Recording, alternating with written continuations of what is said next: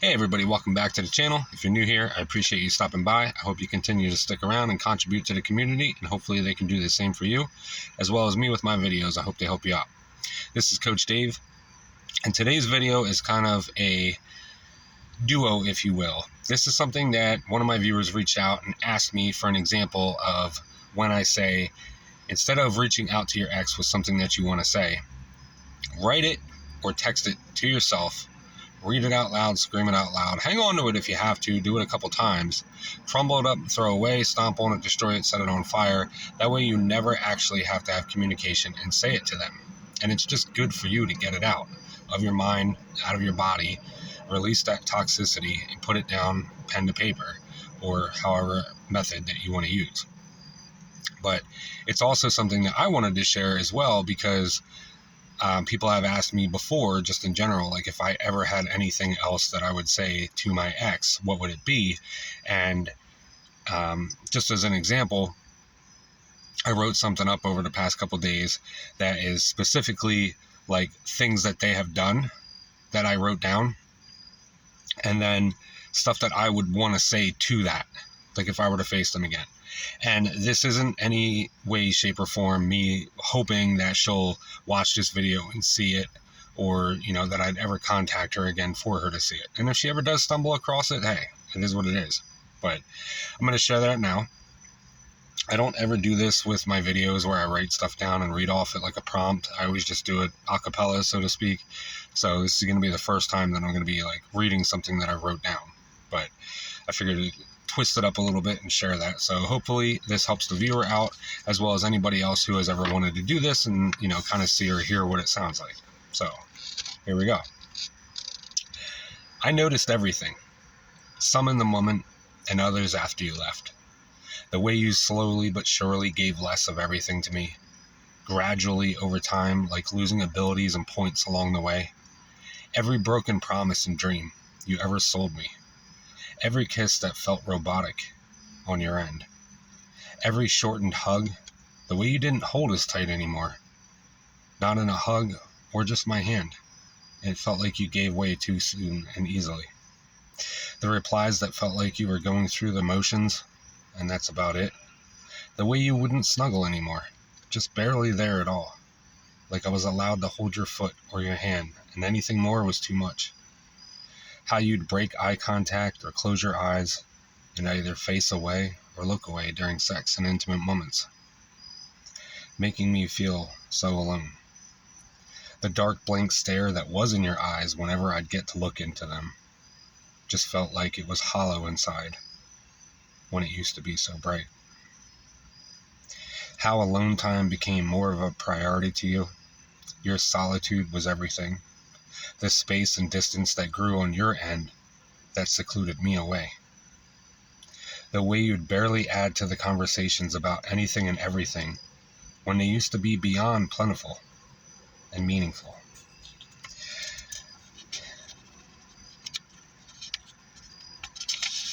The way I could feel you just not wanting to be there anymore, yet saying otherwise. It was real for me. All of it. Everything. I believed every lie you ever told me. The worst is how I let you in and dropped all walls and surrendered my vulnerability to you. I allowed you in. I opened myself up and shared things with you. Everything, even the dark. I told you all the ways I wasn't loved correctly. I told you all the ways the narcissist broke through me. And you made me feel so seen and heard and promised to take care of my heart. You would hold it so gently, love it correctly, and nourish it. All to turn around and to do everything already done to me all over again, but even worse. Magnified, if you will. Don't you dare pull your avoidant BS with me. I don't care if you don't know that you're an avoidant. I don't care if you don't know that you have narcissistic tendencies. I don't care if you're not healed and don't know all your past trauma, even though we've talked numerous times about pretty much all of it. You know damn well all of this happened, and you know damn well it was wrong, and you know damn well it destroyed me. I don't care you don't know why you did it or do it. But, and it's a big ass but, You know you did it. And every time you did it, and every time I wasted my breath talking with you, I know I made it known, loud and clear. So spare me, because you knew exactly what you were doing, and you knew exactly that it was wrong. And that's all that matters to me in the end. And that is my closure. I don't care what you say. Hitting up your ex behind my back, carrying him with us throughout the entirety of our relationship, you know that was wrong. I don't want to hear the excuses of, I'm not ready to talk. I don't know what you want me to say. I don't know what you want me to do. They're all pathetic, like you.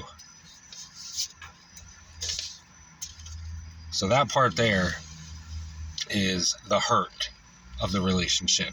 Something that you would write down, all the ways that they had failed you and weren't there for you, or the things that they did to you.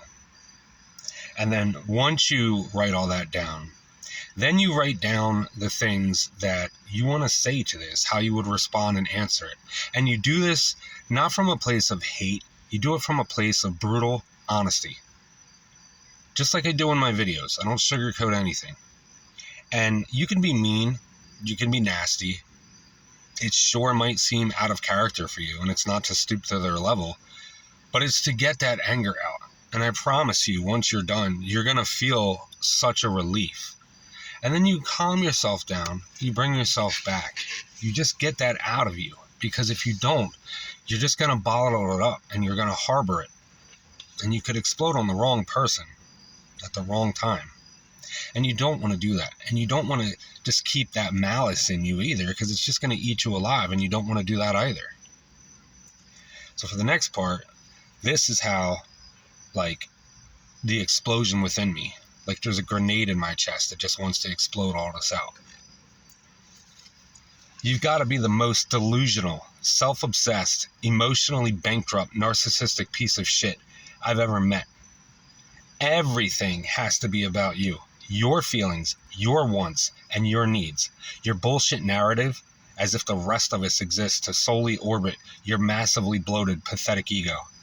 You suck the air, light, and energy out of me, as well as every room you walk into, and still have the nerve and audacity to call yourself misunderstood. You're not misunderstood, nor deep. You're just a hollow, manipulative, gaslighting leech who feeds off the attention of anyone and everyone like a parasite. You fake empathy like it's a parlor trick and expect a standing ovation for the bare minimum of acting like a decent human being. You lie and twist, deflect and gaslight and avoid like it's a second language to you. Then act like the victim when someone like me calls you out on your mountain of shit. So cry harder. Your crocodile tears don't work on me anymore. You destroy people and you don't care. You use them until they no longer benefit you, and then you discard them by any means necessary and however you justify it and feel. And you do so with a smile on your face on the inside, while they sit there and bleed out effortlessly. You don't love anyone. You just use them until they're empty, just like you. You're not the victim. You're a fucking cancer. A toxic, arrogant, two-faced piece of shit.